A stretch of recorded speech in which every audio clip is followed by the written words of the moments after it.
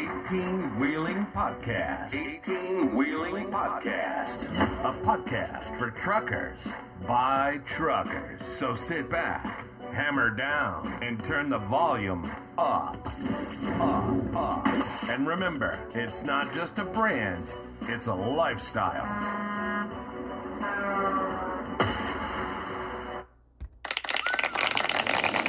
What's going on? What's going on? Man, I'm glad y'all are here today. Episode 22. So episode 22, we talking about don't mess with these 3 acronyms in trucking, man. And I got a bunch of them. So just sit back, man, turn your volume up and listen to me go ahead and spit these isms, man, on these acronyms. So listen. You in the truck, or you in school, you're an owner-operator, or you are beginning to go on to your trucking endeavors. It's some things you gotta learn, man. And these 3-letter acronyms I'm giving you today, you gotta take heed, man, because they not on your side. But with this episode, you can make them, be your best friend for real, for real. Except for a couple, give or take. So listen, we're just going to kick it off, man. The IRS. The IRS, right? So it's for all my 1099 self-employed, aka independent contractors. If you are getting paid a 1099, you need to listen up right now and listen. Open your ears, clean your ears, whatever you need to do, man. Make sure that as soon as you get your statement, your first check, if you 1099, you need to know that there's some rules and regulations that come with that, that money before you spend 1 cent of it. It's called taxes. You got to learn your taxes. You got to learn your write-offs. Listen, if anybody could tell you best, it's me. Learning from my mistakes. It's other people. Learning from other people's mistakes. You want to first set you up a LLC. Yeah, a LLC for your business. Create you a business name. It's your first year. Create you a business name, man. You're going to feel good. You're going to feel better anyway. The next thing you want to do is open you up a business account. Make sure you use that debit card for that account for every transaction. And when you get better, you can get you a secure credit card. And then you get better, you just start, Duns and Bradstreet. All of these things, you're going to start building. Make sure you keep every receipt, too. When you get them receipts, just have you a box and just throw your receipts in that, in that box. And you'll be good with them people. You'll be good with them. Make sure you get you an accountant and a tax preparer also.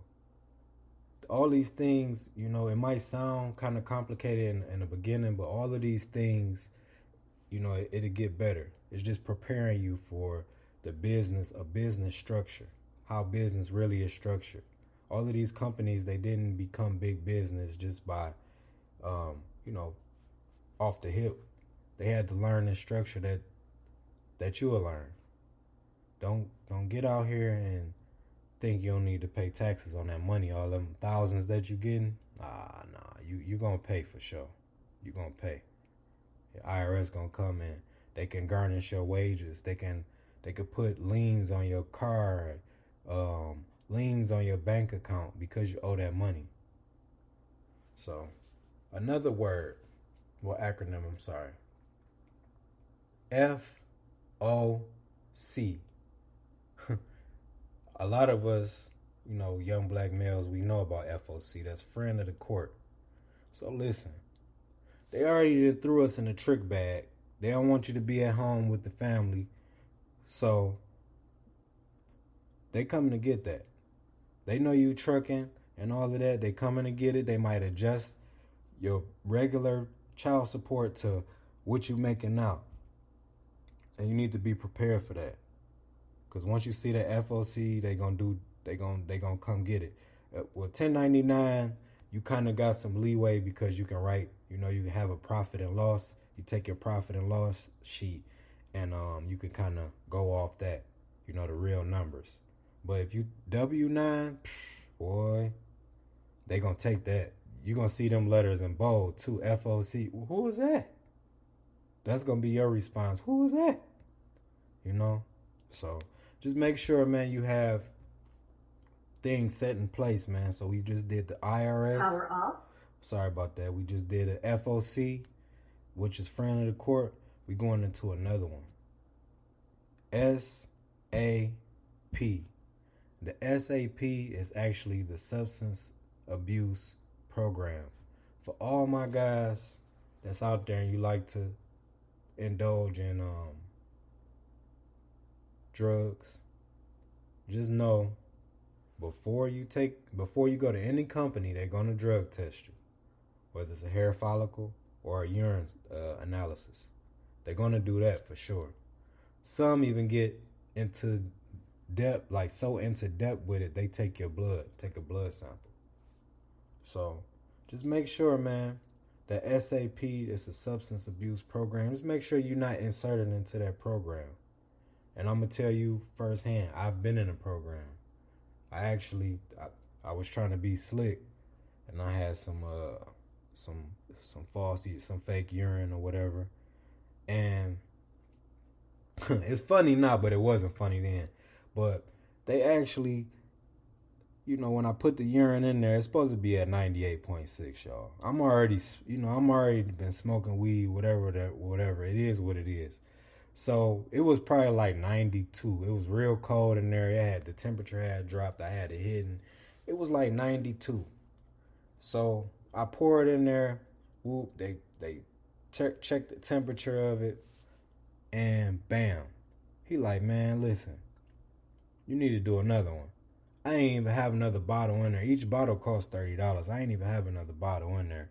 So what I did was I'm like, hey, man, like, I got to go ahead and dip out. I got to pick my kids up from school. And it was around that time. He like, man, listen, if you leave out of here, you're going to test positive. You're going to fail because you left. So it's going to look like, you know, you're running from something, which I was. I'm being completely honest. That was like 2019, 20-ish. Probably 2020, I'm sorry. So as we do that, I'm like, man, it is what it is. So I go ahead and drop. I did it. So, you know, it was what it was. Like I said, I tested positive for THC, and then the whole program was like rolled out to me. Clearinghouse, they had it on my clearinghouse, so I tried to backdoor hurry up and get another job. They like, nope, you got to hold. The clearinghouse keep track of all of these things. So now not only do I have to go to a substance abuse outpatient program, I have to be in here with drug addicts, alcoholics, just people that's abusing hallucinogens, inhalants. Like, it was so crazy, man. And I'm like, this is the worst mistake that I never made, man, for some weed. So SAP is a program just implemented into the trucking industry to kind of combat any driver that's under the influence. And I know a lot of people, they don't be under the influence, but you know that this program is put in place to slow everything down. And I get it, I get it. I understand that. So it is what it is. But another thing too, once you get done with this program, they're gonna do you have to do random tests, like just boom, once a month. They're gonna call you out the blue. And y'all know, for all my weed smokers out there, all my marijuana users, THC users, listen. We all know it takes 30 days for that stuff to get out your system on a urinary, on a urine sample, rather. A urine analysis, it takes 30 days for it to get out your system. So they don't even give you a chance to, for real, get the stuff out your system. And I know for sure That's why they do it once random every 30 days. So, with that being said, they'll tell you to, and I'm stuttering because I'm really just thinking about the whole process. They'll tell you, boom, you got to go over here. So you might be in a state and it's a concentra. Just think of what you're doing. It might be a state. It might be a random. You go into a concentra. You sit there. You fill out the papers. Now, every test from the day you get off the SAP program, well, get out the outpatient program, every test for a year straight, or a year and a half straight, or 24 months straight, however long they tell you that you have to do this, random, it's going to be watched. So somebody is going to come in the bathroom and watch you piss in a cup. You know how humiliating that is? Another man sitting there watching you, pulling out, you done pulled your thing out, he watching you. What are you doing? That's my thing. I'm looking, hey man, do you really have to look for real?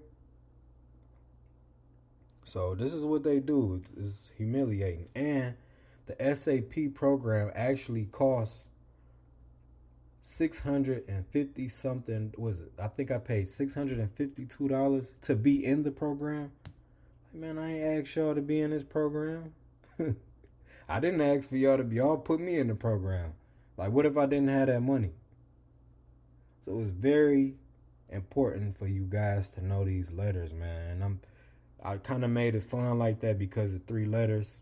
It is what it is, you know.